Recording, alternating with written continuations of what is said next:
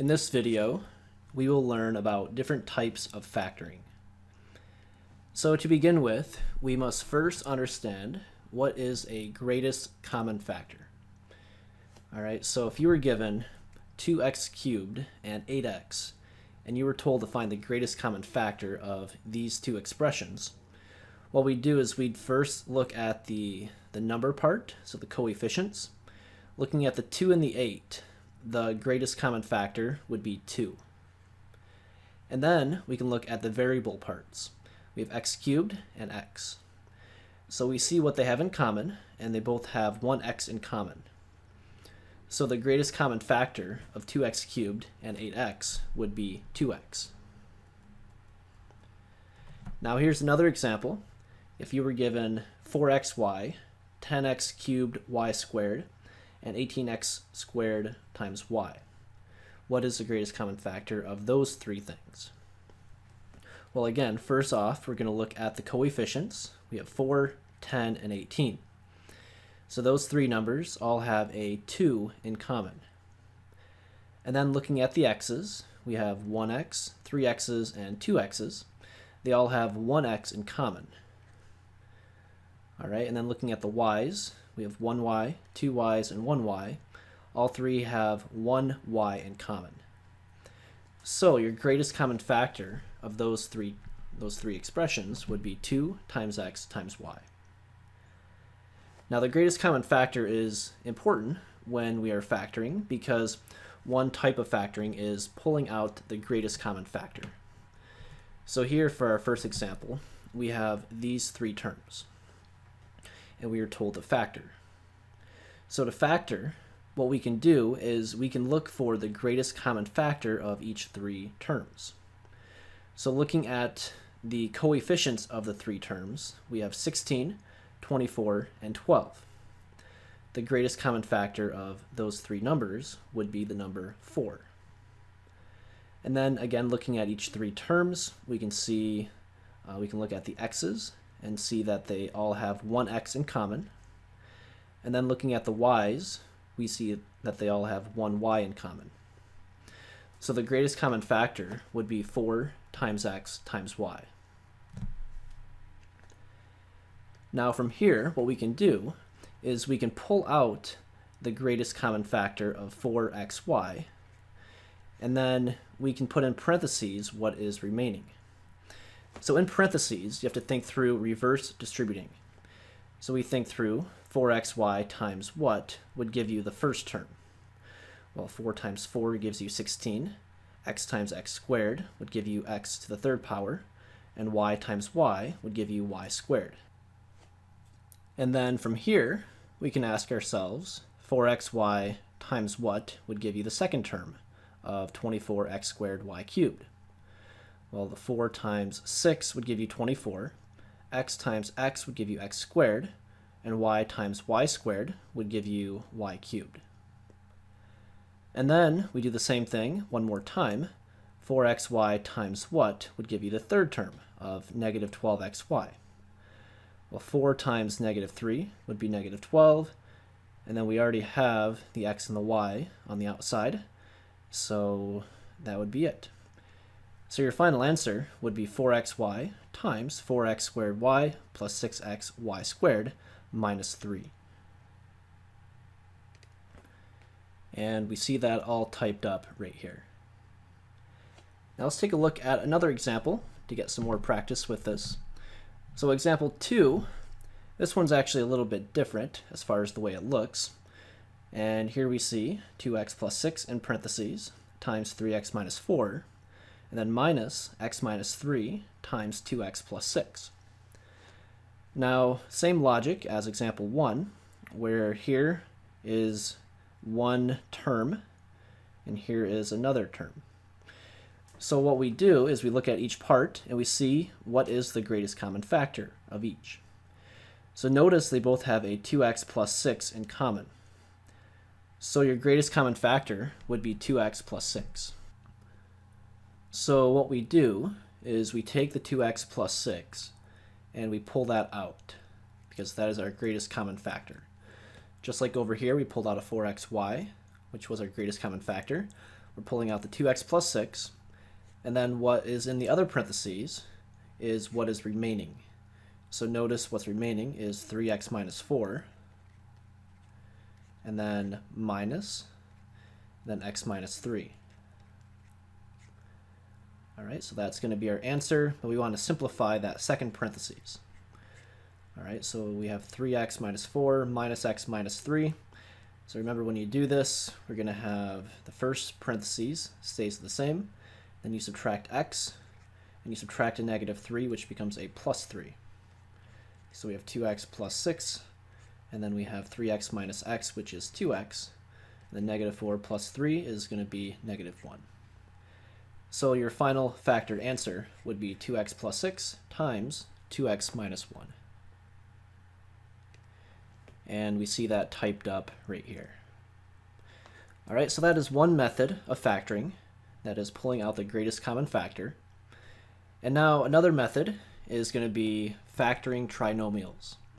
So here we have something in the form of x squared plus bx plus c. So notice when you have it in this form, the coefficient with x squared is 1. All right, so this method, these type of trinomials are going to be simpler than when you have a coefficient in the front. All right, so when you do this, what we're trying to do is we're thinking of reverse foiling. Remember the FOIL method? So we're going to have a term here, and then over here we have two terms as well. So it's going to be some binomial, two binomials that can multiply together. All right, so what we want to do is we want to put here in the first terms, we're going to put x and x, because that would multiply out to give you the x squared term. All right, and then here in the other spot, we need two numbers that will multiply to give us this number here, to give us c, and also that would add to give you this middle number, which is b. So here we see that typed up, and you can refer back to this later in the notes, but here we have stated what we just discussed, how you can find two integers that multiply to give you c and add to give you b. So we're going to have x plus the first integer times x plus a second integer. So what does this look like with an actual example? Well, here we have x squared minus 2x minus 15. So again, we are thinking of reverse distributing or reverse foiling. We're going to need two terms here and two terms over here. At the beginning, we want two numbers or two terms that would multiply to give you x squared. And that's going to be x and x, because x times x is x squared. And then here in the other spots, we need two numbers that multiply to give you negative 15 and add to get negative 2. Well, if we put negative 5 and positive 3, that would multiply to give you negative 15, and negative 5 plus 3 would add to give you negative 2. All right, so this would be your factored expression. And we could always double check if you're not sure by distributing back through, just to make sure that we do get what we started with. All right, let's try another example. Here we have x squared minus 10x plus 16. So again, when you factor, we need to have two parentheses, and it's going to be x times x to get x squared for the first term. And then we need two numbers that multiply to get 16 and add to get negative 10. All right, so here we need two negative numbers, because when you multiply, it's going to give you a positive for the 16. And then when you add two negatives, we get a negative number for the middle term. So if we do negative 8 and negative 2, those would multiply to give you positive 16, and that would add to get a negative 10. So your factored expression would be x minus 8 times x minus 2. So this is factoring when the coefficient with the x squared term is a 1. Now next we're going to talk about what if the coefficient is something other than 1. So here we have things in this format where you have a x squared plus bx plus c, where a is some leading coefficient. So to do this, we need to find factors of a and c to create possible binomials to find the binomials that will multiply to give you this trinomial. All right, so let's take a look at an actual example of what this would look like. Here we have 3x squared minus 10x minus 8. All right, so when you factor this, we'll do it up here, we need two terms in each parentheses. And the first set of terms, all right, we need two things that would multiply to give you 3x squared. Well, to get 3x squared, we would have to do 3x and x, right? Because 3x here and x here would multiply to give you 3x squared for the first term.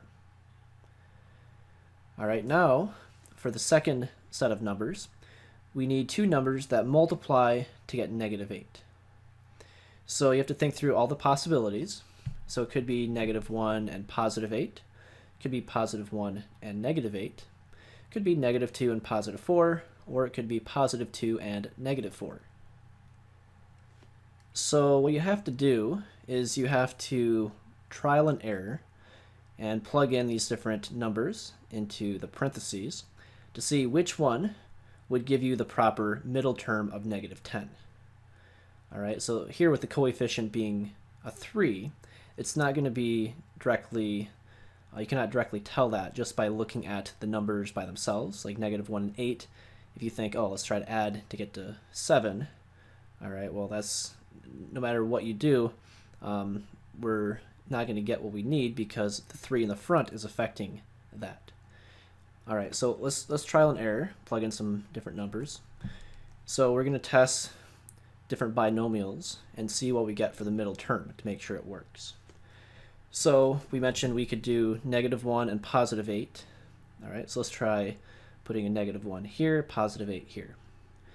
So we have to double check the middle term, the -10x, to see if we get that back out. So we could FOIL the entire thing, but the only thing we need to really check for the middle term would be the inner when you multiply, and then the outer. So if you check that out, we have -1 times x, so -1x, and 8 times 3x is 24x. So 24x minus 1x would give you 23x for the middle term. All right, so that does not work. All right, we need -10x. All right, so you could try changing the sign to be a +1 and -8, but all that would do is change the sign here to a -23x. So either way, we don't have the correct number for the middle term, so we're going to have to try some other option. So let's try switching the order. Let's try putting the 8 with the 3x, so to get 3x plus 8, and then the -1 we'll put with the x. So if you check this middle term, when you do the inner and the outer, we're going to get 8x and then minus 3x, which gives you 5x. So again, we need a -10 for the middle term. So we get +5x. That does not work. We could try changing the signs to be -8, +1, but again, all that would do is change the sign to be a -5x for the middle term. So again, we're not getting what we need. So now we could try the -4 and 2, or -2 and 4, one of those options. So if we try -4 and 2 like this, we can double check the inner and the outer terms. We would get -4x and 6x, which would give you 2x. So again, that does not work because we need a -10x for the middle term. So we can try switching it up and put the 2 with the 3x and the -4 with the x. So if you try that, we do the inner and the outer to see what we get for the middle term. So we'd get 2x and -12x. So 2x plus -12x would give you -10x, which is exactly what we wanted for this middle term. So what that means is that the 3x plus 2 times x minus 4 would be the correct way to factor our trinomial. So it's a little tedious with when the coefficient in the front is bigger than 1, but you have to just trial and error and figure out what we get for the middle term. Now we have what's called a factorization theorem, which helps us to determine if something is factorable. And this is particularly useful when you have a trinomial with a leading coefficient greater than 1. So here, if we have the trinomial ax squared plus bx plus c with different integer coefficients of a, b, and c, all right, they can be factored as a product of two binomials with integer coefficients if and only if b squared minus 4ac is a perfect square. Now, in case you're wondering where that comes from, okay, that comes from your quadratic formula, which says when you're solving an equation like this, x equals negative b plus or minus the square root of b squared minus 4ac all over 2 times a. So if b squared minus 4ac is a perfect square, what that tells us is that our answer is going to be a rational number, all right, which means that it's factorable. All right, so what we can do is we can take an expression, take a trinomial such as 5x squared minus 6x plus 1, and we can plug our coefficients into that part of the formula where we have b squared minus 4ac. When you're doing this, just remember a is going to be the coefficient with the x squared term, b would be the coefficient with the x term, and then c would be the constant. So plug those numbers in, we would have negative 6 squared, so that would give you 36, and then minus 4 times a, which is 5, times 1, which is c. So what we have is 36 minus 20, which is 16, and 16 is a perfect square. So what this means is that this trinomial can be factored. And if we want, we could take the time to factor that out. We would need 5x times x to get 5x squared. To get 1, if we do negative 1 times negative 1, that gives you a positive 1 for that term. And then if you check the inner and the outer, we would have negative x and negative 5x, which would give you negative 6x. So that would factor to give you 5x minus 1 times x minus 1. So, but again, we can verify that it will factor by plugging into this b squared minus 4ac. Because sometimes the numbers may be larger and you may be stuck trying to figure out, does it actually factor or not? So this is a quick test to verify. So to recap up to this point, we have learned how to factor by pulling out the greatest common factor, and we've learned how to factor trinomials where the leading coefficient is 1 or something greater than 1. Now on this slide, we're going to talk about some special forms of factoring. So everything we've done up to this point will still work, with the exception of the last two we're going to show, but these are some shortcuts that will help with factoring. So the first special form of factoring we have is called the difference of squares. And this is something that's in the format of a squared minus b squared. All right, so if we have something like this, the shortcut is we take the a and the b, whatever is being squared, and you plug it in here and here, and then here and here, and make one plus, make one minus. That's the shortcut. So for example, say we had x squared minus 81.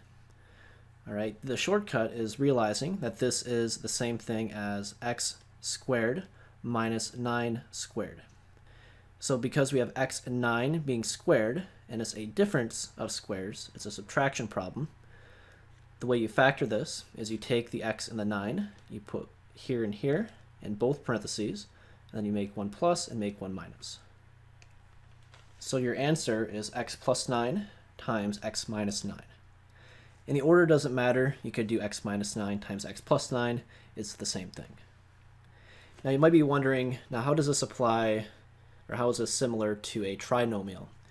Well, this is kind of the same thing as having x squared plus 0x minus 81. And if you think of it like that, you could take the time and factor like we showed you earlier, where you have x and x to get x squared, and then we need two numbers that multiply to get negative 81 and add to get 0. So if you do a positive 9 and negative 9, that would multiply to get negative 81, and those would add to give you 0. All right, so that's the long way of doing it. But again, the shortcut, we can just see what's being squared and then plug it in. Let's take a look at a second example. Here we have 4x squared minus 81 times y to the 4th power. So this is a difference of squares, even though we have coefficients, and y to the 4th power looks a little bit different as well. But what we have to realize is that 4x squared would be a 2 and an x being squared. So you can think of this as 2x in parentheses, and then that being squared. And then 81 times y to the 4th power, 81 is 9 squared, and y to the 4th power is y squared squared. So what we have really is 9y squared squared. So when you factor this, okay, we realize we have a 2x and a 9y squared being squared. So we put 2x and 9y squared here and here, and then put it again over in the other parentheses, make one plus, make one minus. So your factored answer is going to be 2x plus 9y squared times 2x minus 9y squared. And we see that typed up right here. Now another form of special types of factoring is a perfect square trinomial. So we could have something like this, where you have a squared plus 2ab plus b squared, or we can have a squared minus 2ab plus b squared. So for this one, to recognize this, we realize that a perfect square trinomial, you have the first and the last terms need to be something squared, like we see here. So we can write that with an a and a b, and we just put a plus sign in the middle because there's a plus sign right here. So this is a plus b times a plus b, or a plus b squared. So again, to verify this, we need the first and the last terms to be perfect squares. And you have to double check the middle term as well, because the middle term with a perfect square is found by multiplying the a and the b and then doubling it. So you have a times b times 2, which gives you 2ab for the middle term. All right, so that's the shortcut. And again, you could take the time and factor, the other way that we showed you earlier in the lesson, but this is a shortcut that's going to be helpful to kind of speed the factoring process along. And then here we see a squared minus 2ab plus b squared. So again, this is a perfect square because we have the first term being squared, the last term being squared, and the middle term is going to be found by multiplying and doubling. So multiplying a times b and then doubling to get 2ab. So when you factor this as a perfect squared trinomial, we're going to have the a that's being squared and the b that's being squared, put a minus sign in the middle, and then a squared out here. All right, and we know it's a minus sign connecting because there's a minus sign for the middle term. So this would factor to give you a minus b squared. So now let's try a couple examples like this. So example 1, we have y squared plus 8y plus 16. All right, so this one we can recognize as a perfect square trinomial because the first term is being squared, the last term is 4 squared. So if you take the 4 that's being squared and the y being squared, multiply 4 and y, and then double it, that gives you the middle term of 8y. So when you factor this, okay, we're going to have the y right here, and the 4 that's being squared to get 16 right over here, and then we have a plus sign connecting. All right, and it's a plus sign because there's a plus sign right there, and so we have y plus 4 squared. So that is your factored answer. So example 1 is not too difficult because you could use the method that we showed you previously to get the same answer. All right, but for example 2, it's helpful to know the shortcut because here we have some leading coefficients. We have 9x squared plus 60xy plus 100 times y squared. So when you think through this, realize that 9x squared is 3 squared and an x squared. So we have 3x squared. And then 100y squared would be 10 squared and y squared to get 10y squared. All right, and then the middle part, the 60xy, is found by multiplying 3x and 10y, which gives you 30xy, and then doubling, and that gives you the 60xy. So it is a perfect square trinomial because of that. And when you factor, we take the 3x and the 10y, put them here and here, and then we have a plus sign connecting because of this plus sign right here, and then we square it. So your factored answer would be 3x plus 10y squared. And we see that typed up right here. So we have shown difference of squares, and we've also showed perfect square trinomials.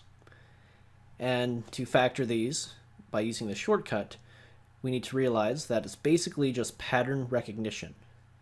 All right, and that's going to be especially important with the next two that we're going to look at, because the next two are not quite as intuitive as these other ones. And here we have what's called the sum of cubes as well as the difference of cubes. What this looks like for the sum of cubes is we have some number cubed plus another number cubed. When you factor, here's what it's going to look like. So try to pick up on the pattern here. All right, so notice we have an A and a B that are being cubed. So we have two set of parentheses. In the first parentheses, we have an A and the B right here. And whatever sign we have, so here's a plus sign, that's going to remain a plus sign here in between. So we have A plus B in the first parentheses. The second parentheses, we take the A and the B and we square it. So here we have A squared, and the last term is going to be B squared. And the first and the last terms will always be positive. Now the middle term right here, the negative AB, this is found by multiplying the A and the B. So we have A times B, and the sign is going to be opposite of whatever this initial sign was right here. So because this was positive, the sign over here must be a negative. All right, so that is the pattern. And with difference of cubes, it's the same idea. And here we have A cubed minus B cubed. So again, notice the pattern. And here we see it typed up in factored form. So again, we have an A and a B that are being cubed. So it's A and then the minus sign and then B. That would go right here in the first parentheses. Second parentheses, we take the A and the B and we square it. So we have A squared and B squared for the first and the last terms. And then the middle term is found by multiplying A times B. And that's how we get this right here. And the sign before AB is going to be opposite of whatever this is.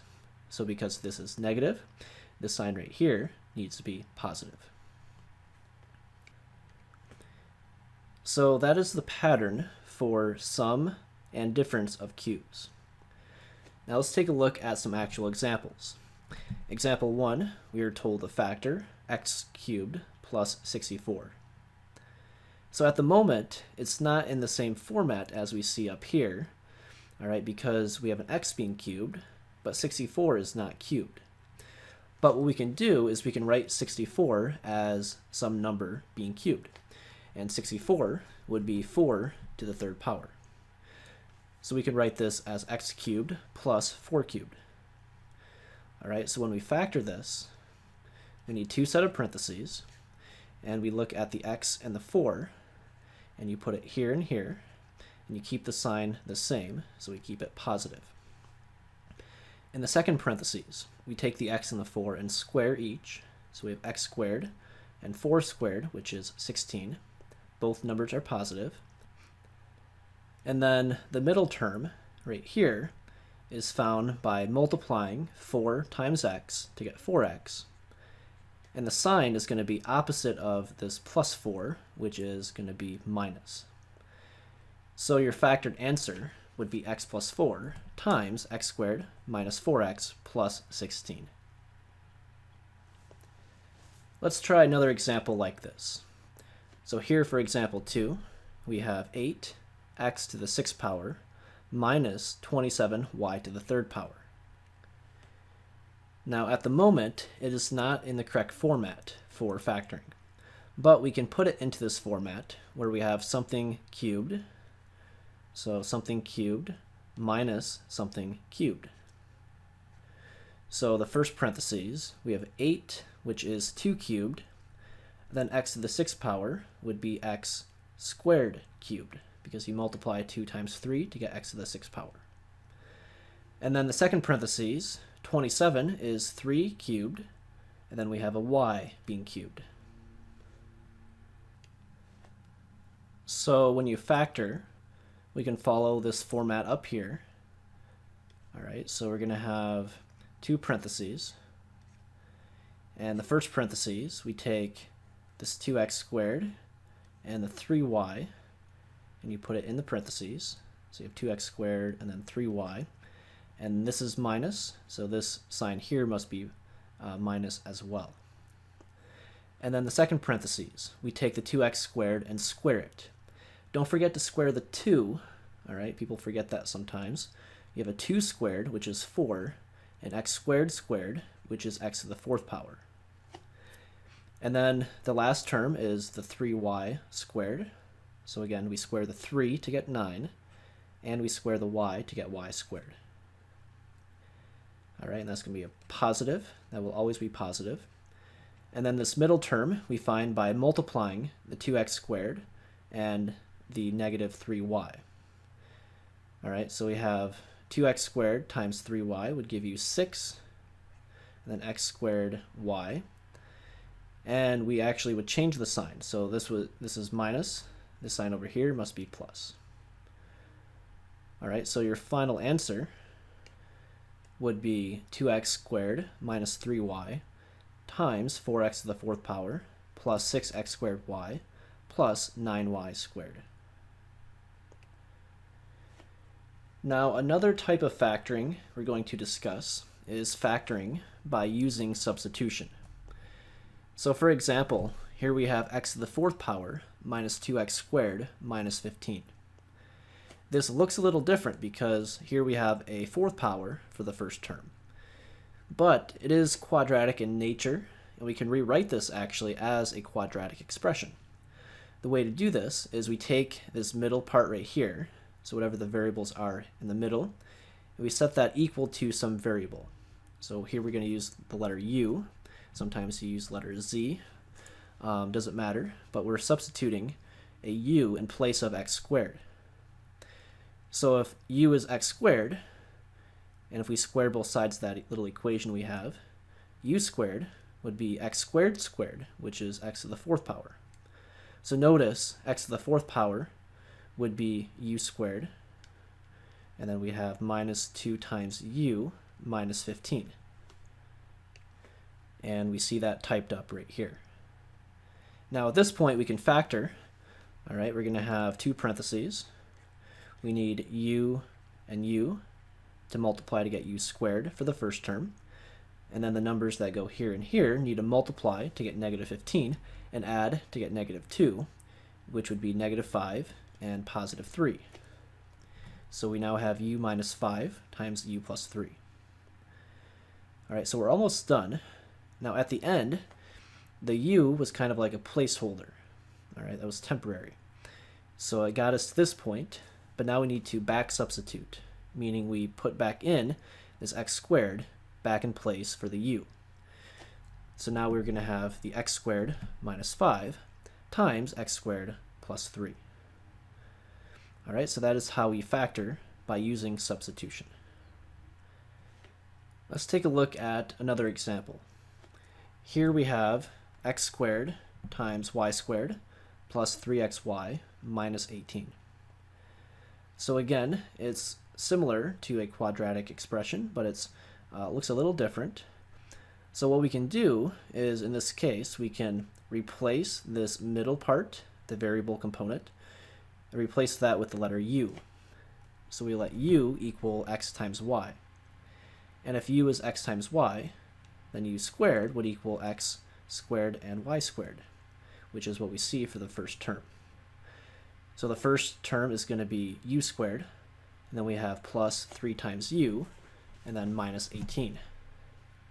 So this is temporary, but this will help us to factor initially. So now we can factor by putting a u and a u to get u squared. And then we do plus 6 and minus 3, because that multiplies to get negative 18, and that would add to give you positive 3 for the middle term. So we now have u plus 6 times u minus 3. So we're almost done, but remember we need to put back in this x times y. All right, so the u was temporary, holding the place of x times y. Now we back substitute and put the xy back in. So in place of u, we put xy. So now we have xy plus 6 times xy minus 3. Now, yet another method of factoring is what we call factor by grouping. Now, this type of factoring is going to be used when you have more than 3 terms. So for example, here we have x cubed minus x squared plus 2x minus 2. All right, so what we can do here is we can group together 2 terms, so 2 sets of 2 terms, such that they have a greatest common factor that we can pull out. So many times for these problems, you can just group together the first 2 terms. Sometimes you may need to rearrange, but here, all right, we're gonna put these 2 together. So we now have x cubed minus x squared grouped together, and then the 2x minus 2 grouped together. And we see that typed up right here. So now, for the first set of parentheses, the x cubed minus x squared, we can pull out the greatest common factor. So notice the greatest common factor is x squared, so you can factor that out. And then in parentheses, you're left with x and then minus 1, right? Because x squared times x gives you x cubed, x squared times negative 1 gives you negative x squared. And then plus, the second parentheses, you can pull out a 2. And 2 times x would give you 2x. 2 times negative 1 would give you negative 2. So what we have, and you see it typed up right here, is x squared times x minus 1 plus 2 times x minus 1. So we know we did it correctly because notice that the 2 parts, here and here, they both have an x minus 1 in common. So what we can do is we can factor that out, because that is the greatest common factor of those 2 terms. So those are the common factors. And so we can pull out the x minus 1. And then in the other parentheses, you're left with what is remaining, which is going to be x squared plus 2. So your factored answer is going to be x minus 1 times x squared plus 2. So we have discussed many different types of factoring. So what we want to do now is we want to kind of put it together and give you some factoring strategies to help you determine which type of factoring we're going to use and when to use it. And then to finish off, we'll give you some practice problems that you can try on your own. So here, factoring strategy number 1, the first thing you always want to do, no matter what you're given, is you want to see, is there a greatest common factor that you can pull out from all the terms? So that should be step 1. Now after we do step 1, we can now check to see how many terms that we have. So is it 2 terms, 3 terms, or 4 terms? If it is 2 terms, so if it's a binomial, then we can check to see if it's a difference of squares, or maybe it's a sum or difference of cubes. So if it's one of those, we can use those methods to factor. If it is a trinomial, so if there are 3 terms, you can check to see if it's a perfect square trinomial, and if not, then you have to use the trial and error method. All right, so that would be for trinomial. And then if it's more than 3 terms, typically it's going to be 4 terms, then you can try factoring by grouping. All right, and then when you figure out all the factoring up to this point, always double check at the end, even after you factor, to see if there's anything you can factor further. All right, so these are your factoring strategies. Now here are some examples you can practice with. So example 1, we have 10x cubed minus 8x squared minus 25x plus 20. And feel free to pause the video if you want and see if you can do this on your own, and then unpause when you want to check your answer. So for this one, all right, notice we cannot pull out a greatest common factor. That is step 1. All right, so then from here, we can determine what to do by looking at the number of terms. There are 4 terms, which means we want to factor by grouping.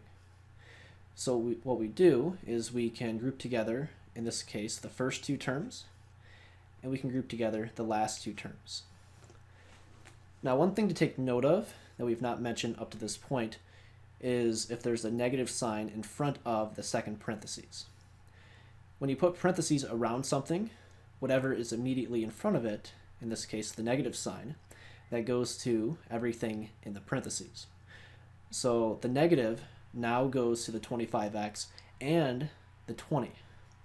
So that changes the sign, which we do not want. So what we can do to counteract that is we can replace this plus with a minus, because negative times negative gives you a positive 20, which is what we started with.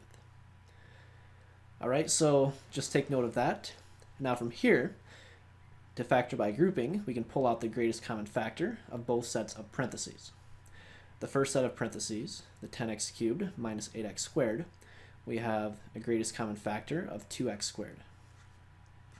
And then in parentheses, we would need a 5 times x, and we need a negative 4. Now for the second parentheses, we have a minus on the outside, and then we can pull out the greatest common factor, which would be a 5. All right, so now we have a negative 5 times 5x would give you negative 25x, and negative 5 times a negative 4 would give you positive 20. And I guess, remember I mentioned up here that we want to take note the negative will affect the sign on the inside. You could actually just take care of that right here. So realize that negative 5 times a negative 4 gives you a positive 20. So by doing that, we do have the sign changed. And we know we did it correctly because 5x minus 4 and 5x minus 4 are in common. So if the sign is off, just double check to make sure that we did change the sign as needed. But here we have it correct, so we can pull out that 5x minus 4. That can be pulled out, and then you're left with, in the other parentheses, what is remaining, which is 2x squared and minus 5. So your final factored answer, we see it typed up over here, would be 5x minus 4 times 2x squared minus 5. So that is example 1. Here is example 2, and we are given x to the 6th power minus 4x squared. So step 1 is always check to see if there's a greatest common factor to pull out. And in this case, there is. So notice that both terms have an x squared in common. When you pull that greatest common factor out, x squared times x to the 4th power would give you x to the 6th power, and x squared times negative 4 would give you the negative 4x squared. So we've pulled out the greatest common factor, and now we have 2 terms. So because we have 2 terms, we can check to see if we have a difference of squares, or maybe a sum or difference of cubes. In this case, we have a difference of squares, because x to the 4th power is x squared squared, and then 4 would be 2 squared. So when you factor that, we need 2 parentheses, and we take the x squared and the 2, and you put it here in both parentheses, then you make one plus and make one minus. So your final answer would be x squared times x squared plus 2 times x squared minus 2. And always double check to see if you can take things further, and in this case you cannot, so that would be your final answer.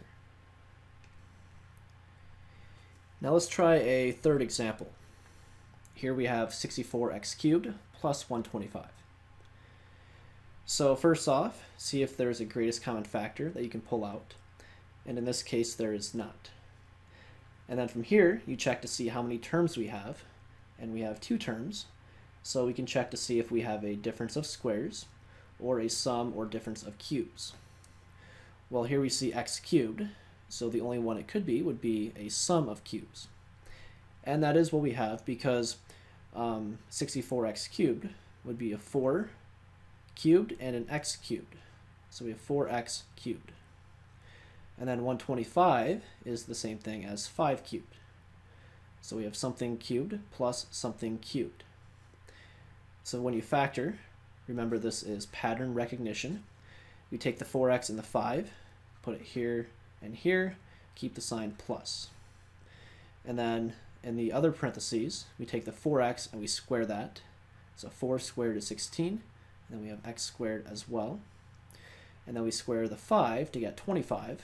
That goes over here. Both signs are positive. Middle term is going to be opposite sign from this. So because we have a plus here, this now becomes a minus. And the middle term we find by multiplying 5 times 4x, which gives you 20x. So your final answer, when factored, would be 4x plus 5 times 16x squared minus 20x plus 25. And we see that typed up right here. Next example, we have 5x squared plus 24x minus 5. Now again, first step should always be to check to see if there is a greatest common factor. In this case, there is not.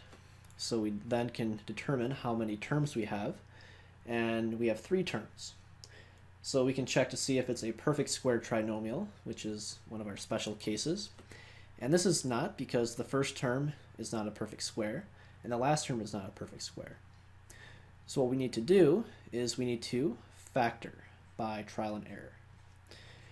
So what we do is we have 2 binomials, and we need 5x times x to get 5x squared for the first term. And then we need the last 2 numbers to be multiplied to get negative 5. So that's going to be either a 5 and a 1 or 1 and a 5. So we can trial and error. If we put the 5 here and the 1 here, make the 5 positive and the 1 negative, negative 1 times 5 gives you negative 5, and then negative 1 times x and 5x times 5 would add together to get 24x for the middle term. So therefore we have factored to get 5x minus 1 times x plus 5 as our solution. Let's take a look at one more example. Here we have 2x to the 4th power plus x squared minus 6. So this one, there is no greatest common factor to pull out. So we can then figure out how many terms we have. And we have 3 terms, so we can check to see if it's a perfect square trinomial. And in this case, it is not, because the first term and the last term, neither are perfect squares. So now we can factor by trial and error. And here, notice that the first term is x to the 4th power. So it's quadratic in form, but it's not exactly what we're used to. So what we need to do is we need to substitute. So we can let u equal this middle term, which is x squared. That's a u, not a 4. So u equals x squared. All right, and then u squared would be x to the 4th power. So what we have is 2u squared plus x squared is u, and then minus 6. So now we can factor. We can factor by trial and error. We would need 2u times u to get 2u squared. And then to get negative 6, we would need either 3 times 2 or 6 times 1. And we can trial and error again to figure out what combination we need. And so what we would need is a negative 3 here and a positive 2 here. That would multiply to get negative 6. Then we check the inner, which is negative 3u, and the outer, which is 4u. Then those add to get positive 1u for the middle term. So we factor to get 2u minus 3 times u plus 2. And then to finish off, we need to back substitute. So plug back in the x squared back in place for u. So now we have 2x squared minus 3 times x squared plus 2. So that would be your final factor answer. And that concludes our lesson for today. We will see you next time.